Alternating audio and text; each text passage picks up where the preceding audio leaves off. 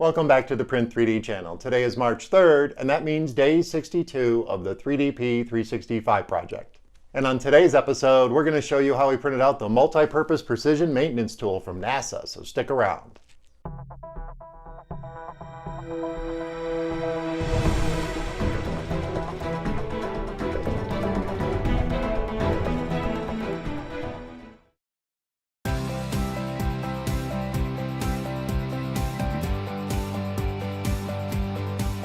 Welcome back, and thank you for joining me here for day 62 of the 3DP 365 project. If you're unfamiliar with the project, check out the description below. I put a fact section down at the bottom that'll give you all the details. And don't forget to check out that MatterHackers affiliate link. If you're in the market for a new printer, you need some printer parts, or if you need some filament, just use that MatterHackers affiliate link down in the description. It'll kick a little bit back to the channel. It doesn't cost you a thing, and we really appreciate it. But on today's episode, we printed out the multi-purpose precision maintenance tool from NASA. And for this print, we used MatterHackers PRO PLA in the color of purple on our all-new gMax 1.5 XT+.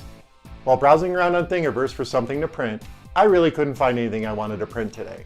And then while looking around on some of the Facebook groups for 3D printing, someone had posted that NASA has posted up all of their 3D models for printing.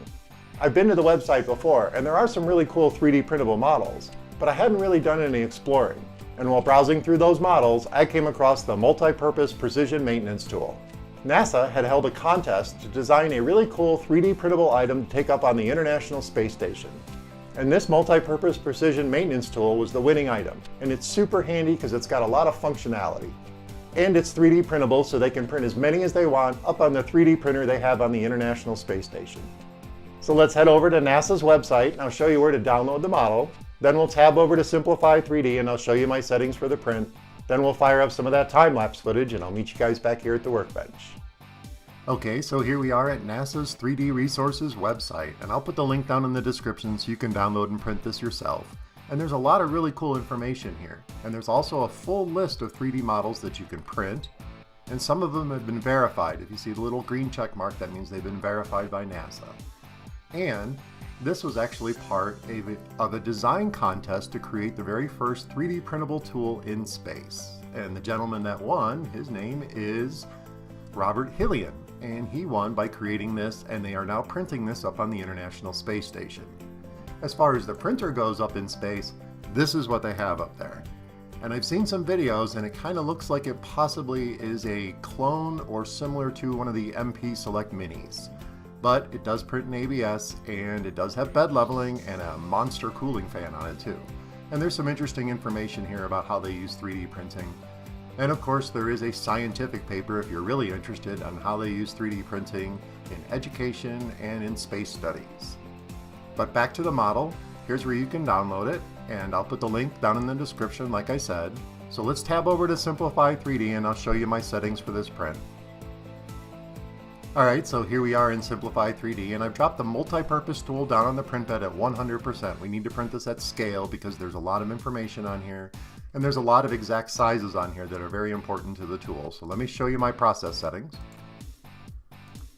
Under layer height, we did a 0.2 millimeter layer height with 4 top solid layers and 3 bottom solid layers and 3 perimeters. We also ran a brim by entering 0 in the skirt offset at 4 outlines. For infill, we used 15% for the multi-purpose tool, and we didn't generate any support material. For temperature, this is MatterHackers PRO PLA, so my two temperatures are 206 and 208, and I have my 3-stage cooling system set up. Under speed, we ran this out at 45 millimeters per second, so let's hit OK. And let's hit prepare to print, and I'll show you how it's sliced.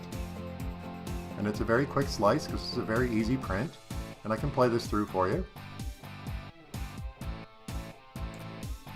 And there's our finished multi-purpose tool. So let's fire up some of that time-lapse footage and I'll meet you guys back over at the workbench and we'll talk about the print.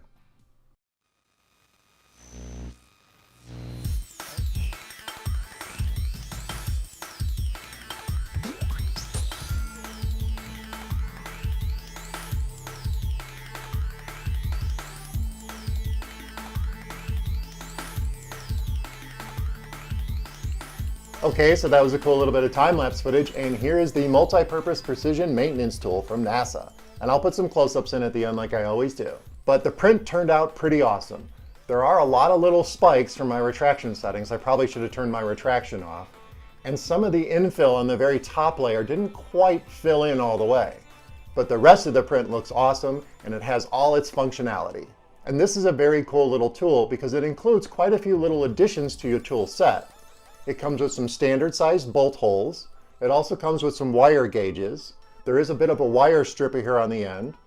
There's a bit of a ruler that's built in for measuring. There's a pry bar, and there's also a little socket driver on this side so you don't have to get out the full socket set.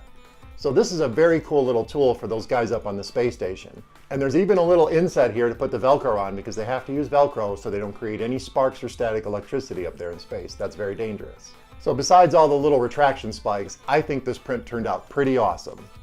And this is very cool because they actually have one up in space on the space station right now. They're actually using this. And they have a 3D printer up there, which is very cool.